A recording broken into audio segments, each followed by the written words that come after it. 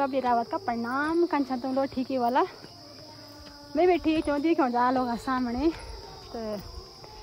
मैं व्याख्यान पाए 5 और अब आ रहा मैं कीर्तन में तो